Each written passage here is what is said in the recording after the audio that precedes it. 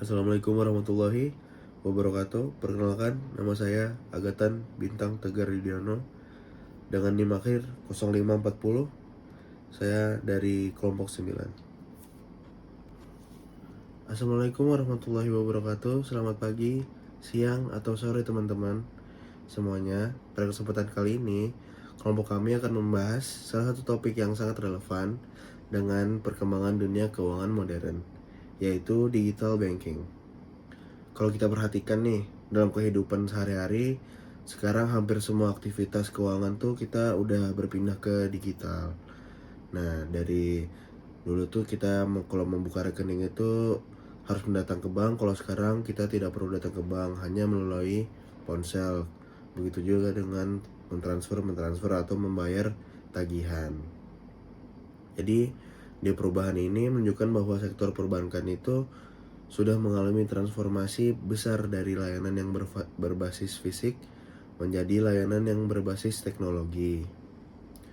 Perubahan tersebut tentu bukan hanya soal kemudahan, tetapi juga membawa implikasi hukum, ekonomi, dan perlindungan konsumen. Di satu sisi, digital banking membuat layanan perbankan menjadi lebih cepat, efisien, dan mudah dijangkau oleh masyarakat. Namun, di sisi lain, muncul pula berbagai risiko baru, seperti kebocoran data, kemudian peretasan akun, penipuan digital, serta persoalan tanggung jawab hukum ketika terjadi kerugian pada nasabah. Oleh karena itu, di video kali ini kami akan membahas 4 hal utama yang dimana pertama, perkembangan digital banking di dunia masuk sampai ke Indonesia itu seperti apa. Kemudian yang kedua ada pengaturan layanan digital banking di Indonesia. Kemudian ketiga, perbandingan layanan digital banking di Indonesia dan di negara lain. Kemudian yang terakhir adalah gagasan pengaturan layanan digital banking guna melindungi kepentingan bank dan nasabah. Nah, mari kita mulai pembahasannya teman-teman. Kita mulai dari yang pertama, perkembangan digital banking di dunia sampai masuk ke Indonesia. Kalau kita bicara tentang digital banking, sebenarnya ini adalah hasil dari evolusi panjang dunia perbankan dengan perkembangan teknologi. Pada awalnya, layanan bank dilakukan sepenuhnya secara manual. Nasabah harus datang ke kantor untuk melakukan transaksi ataupun pendaftaran ataupun membuka rekening ataupun mengecek saldo. Nah, kalau seperti itu kan tidak efisien dan lebih besar biaya operasionalnya. Baik. Untuk selanjutnya adalah penjelasan mengenai pengaturan layanan digital banking di Indonesia. Tetapi sebelum saya menjelaskan tentang pengaturan layanan digital banking di Indonesia, izinkan saya memperkenalkan diri. Saya Greta Bintang Utomo dengan NIM 11.123.140.680. Ya, kita lanjut ke pembahasan. Digital banking memang lahir dari inovasi teknologi, tetapi tetap berada dalam kerangka hukum perbankan nasional. Karena itu, keberadaannya tidak bisa dilepaskan dari prinsip kehati-hatian, perlindungan konsumen, dan stabilitas sistem keuangan. Dasar hukum utamanya di perbankan Indonesia masih bertumpu pada Undang-Undang Nomor 7 Tahun 1992 tentang perbankan, sebagaimana telah diubah dengan Undang-Undang Nomor 10 Tahun 1998. Selain itu, pengawasan sektor jasa keuangan berada di bawah Otoritas Jasa Keuangan berdasarkan Undang-Undang Nomor 21 Tahun 2011 tentang OJK. Dalam konteks digital banking, OJK kemudian mengeluarkan regulasi yang lebih spesifik, salah satunya melalui POJK nomor 12 tahun 2021 tentang Bank Umum. Regulasi ini menjadi salah satu dasar pentingnya dalam penyelenggaraan layanan perbankan digital di Indonesia. Secara prinsip, pengaturan digital banking di Indonesia menekankan dalam beberapa hal. Yang pertama, prinsip kehati-hatian. Bank digital tetap harus dikelola secara hati-hati karena walaupun operasionalnya berbasis aplikasi, risiko kerugian yang ditimbulkan bisa sangat besar jika sistem tidak aman. Yang kedua adalah manajemen risiko. Bank wajib memiliki sistem yang mampu mengidentifikasi dan mengendalikan risiko operasional, risiko teknologi informasi, risiko reputasi, dan risiko hukum. Dalam digital banking, risiko tidak lagi hanya berupa kesalahan manusia, tetapi juga serangan cyber, gangguan sistem, dan pencurian data. Yang ketiga adalah perlindungan konsumen. Nasabah harus mengetahui dengan jelas produk apa yang mereka gunakan, apa risikonya, dan bagaimana biaya yang dikenakan. dan bagaimana mekanisme pengaduan jika terjadi masalah. Transparansi menjadi sangat penting karena dalam layanan digital, banyak nasabah hanya menekan tombol setuju tanpa membaca syarat dan ketentuan secara menyeluruh. Untuk yang poin keempat, yaitu adalah keamanan sistem dan data pribadi. Dalam digital banking, data nasabah menjadi aset yang sangat sensitif karena itu bank harus menjaga kerahasiaan dan keamanan data dengan serius.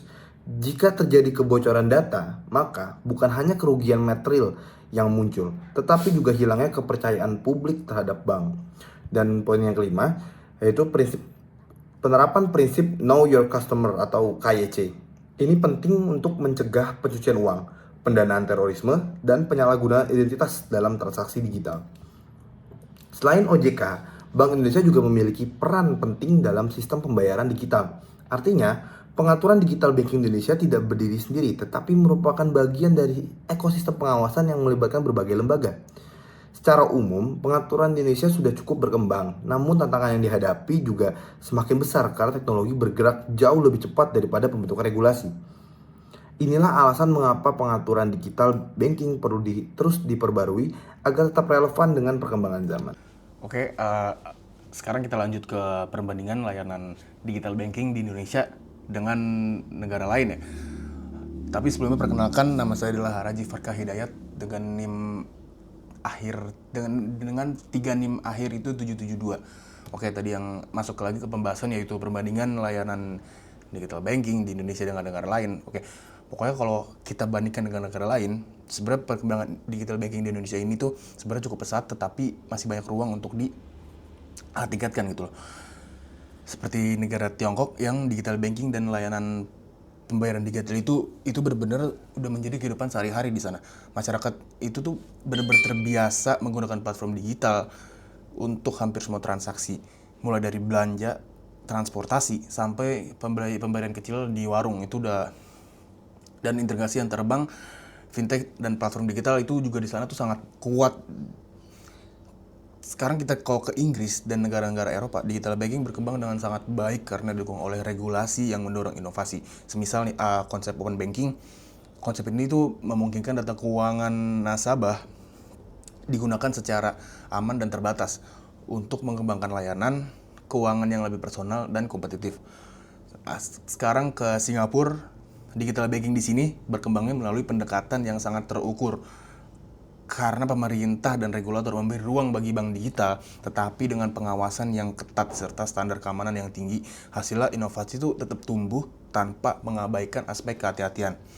Sementara itu, Indonesia memiliki keunggulan berupa jumlah penduduk yang sangat besar. Tingkat pengguna smartphone pun itu secara data sangat-sangat tinggi, tetapi pertumbuhan ekonomi digital yang terus meningkat. Ini tuh sebenarnya masuk ke modal besar buat perkembangan digital banking di Indonesia ini. Tetapi Indonesia ini juga menghadapi ketantangan yang cukup serius. Masih ada kesenjangan literasi digital di masyarakat. Sebagian pengguna belum memahami cara menjaga keamanan akun.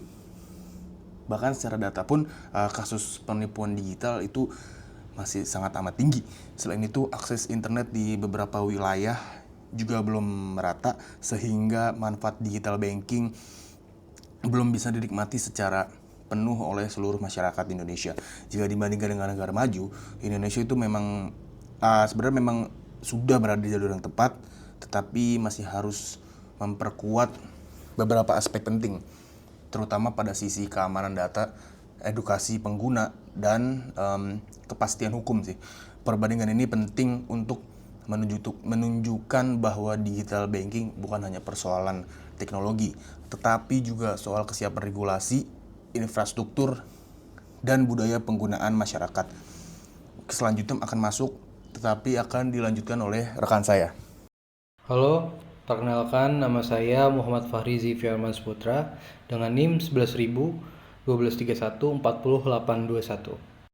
Masuk kepada poin gagasan pengaturan layanan digital bank guna melindungi kepentingan bank dan nasabah. Teman-teman, kenapa saya memakai baju abu-abu? Karena terkait pengaturan layanan digital banking, per hari ini harus kemudian diperjelas. Maka bagian ini menurut kami adalah bagian yang paling penting, karena disinilah hukum berperan menjaga keseimbangan antara inovasi dan perlindungan.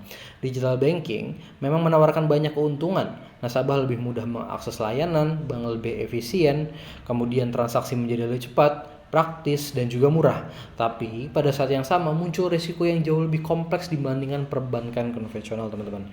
Risiko tersebut antara lain ialah peretasan sistem, pencurian data identitas, penipuan tautan palsu, penyalahgunaan data pribadi, gangguan layanan hingga sengketa antara bank dan nasabah saat terjadi kehilangan dana ataupun error sistem. Nah, menurut itu, kami ada beberapa gagasan pengaturan yang perlu diperkuat ke depan.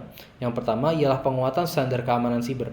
Bank digital harus diwajibkan memiliki sistem keamanan yang berlapis mulai dari enkripsi data, autentifikasi multiplikator, sistem deteksi transaksi yang mencurigakan, hingga audit keamanan secara berkala. Dalam era digital, keamanan tidak boleh dianggap sebagai pelengkap, tapi harus menjadi bagian inti dari operasional bank. Kemudian yang kedua adalah penguatan perlindungan data pribadi nasabah. Mengapa? Data keuangan merupakan data yang sangat sensitif, kawan-kawan. Karena itu, pengumpulan dan penggunaan dan penyimpanan data harus dibatasi secara jelas. Bank tidak boleh sembarangan menggunakan data nasabah untuk kepentingan di luar persetujuan yang telah diberikan. Apabila terjadi kebocoran data, harus ada mekanisme pertanggungjawaban yang tegas dan juga transparan. Ketiga, kejelasan pembagian tanggung jawab hukum. Ini sangat penting karena dalam praktik digital banking yang muncul pertanyaan, jika akun dibobol, maka siapa yang bertanggung jawab? Apakah nasabah? Apakah bank? Ataupun pihak ketiga? Regulasi harus memberikan jawaban yang pasti. Tanpa kejelasan ini, sengketa antara bank dan nasabah akan terus berulang dan bisa merusak kepercayaan publik. Keempat, mekanisme pengaduan dan kompensasi yang cepat. Nah, nasabah yang mengalami kerugian akibat transaksi digital membutuhkan respon yang cepat, bukan prosedur yang berbelit-belit. Maka perlu dibuat sistem penyelesaian pengaduan yang sederhana, transparan, dan memiliki batas waktu yang jelas. Kelima, edukasi dan literasi digital bagi masyarakat. Perlindungan hukum tidak akan efektif apabila masyarakat masih mudah tertipu oleh modus phishing, social engineering, ataupun aplikasi palsu. Oleh karena itu, bank dan regulator perlu aktif memberikan edukasi berkelanjutan kepada masyarakat untuk lebih waspada dalam menggunakan layanan digital. Yang keenam adalah pengembangan open banking yang aman. Kedepan, layanan keuangan semakin terhubung. Karena itu, Indonesia perlu menyiapkan kerangka hukum yang memungkinkan interoperabilitas data dan inovasi layanan, tapi tetap juga menjaga privasi serta keamanan nasabah. Ketujuh, koordinasi lintas lembaga yang kuat. OJK, Bank Indonesia, pemerintah, aparat penegak hukum, dan otoritas terkait harus memiliki koordinasi yang lebih solid dalam menangani kejahatan siber di sektor keuangan. Dalam kasus digital, respon yang lambat bisa menyebabkan kerugian yang semakin besar. Menurut kami, tujuan utama pengaturan digital banking bukan untuk menghambat inovasi, tapi justru untuk memastikan bahwa inovasi tersebut berjalan dengan koridor yang aman, adil, dan bertanggung jawab. Regulasi yang baik adalah regulasi yang mampu melindungi bank agar operasionalnya stabil, sekaligus mampu melindungi nasabah agar hak-haknya tetap terjamin. Sebagai penutup, dapat kami simpulkan bahwa digital banking merupakan hasil transformasi besar dalam dunia perbankan yang dipengaruhi oleh perkembangan teknologi, perubahan yang dilakukan oleh masyarakat, dan kebutuhan akan layanan keuangan yang lebih cepat dan efisien. Di Indonesia, digital banking telah berkembang pesat menjadi bagian penting dari sistem keuangan modern. Namun, di balik berbagai kemudahan itu, ada tantangan besar yang tidak boleh diabaikan, yaitu keamanan siber, perlindungan data pribadi, tanggung jawab hukum, dan perlindungan konsumen. Karena itu, pengaturan digital banking harus terus diperkuat agar mampu menyeimbangkan dua kepentingan sekaligus, yaitu kepentingan bank sebagai penyedia layanan dan kepentingan nasabah sebagai pengguna layanan. Harapannya melalui regulasi yang adaptif, pengawasan yang efektif, literasi masyarakat yang semakin baik, digital banking tidak hanya maju secara teknologi, tapi juga aman secara hukum dan kuat secara kepercayaan publik. Terima kasih atas perhatiannya teman-teman semua. Wassalamualaikum warahmatullahi wabarakatuh.